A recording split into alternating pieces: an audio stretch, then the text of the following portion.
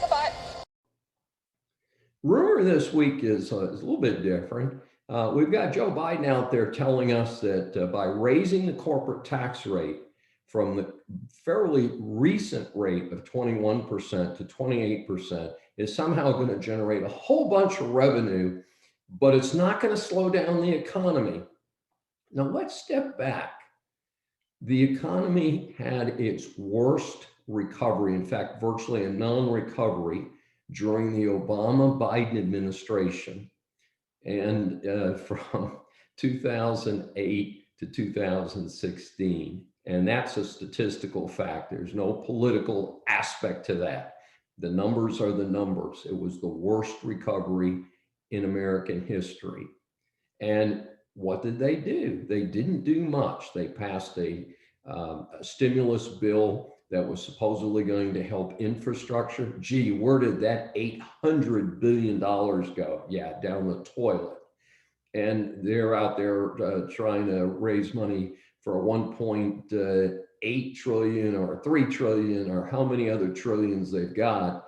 And it's supposedly going to be another infrastructure bill. And what Biden is saying is that he's going to throw in this tax increase to somehow mitigate the damage that he will do to the American economy by putting this, what I call the Pig Farm 2 bill. Recall that I referred to the most recent stimulus bill as having so much pork in it, it's not just a porky bill, it's the whole pig farm.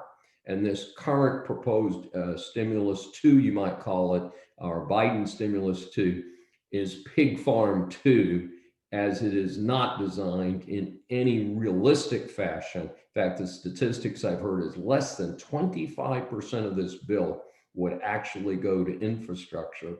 And in the meantime, let's take a look at that tax increase. The American economy took off after, in late 2017, Trump pushed through his Tax Reform Act, and it lowered the corporate tax rate down to 21%. Now, note that Trump had pushed to bring it down lower than that, and the 21% was a compromise. Now, what happened is hundreds of billions of dollars that corporations had parked overseas came back into the United States.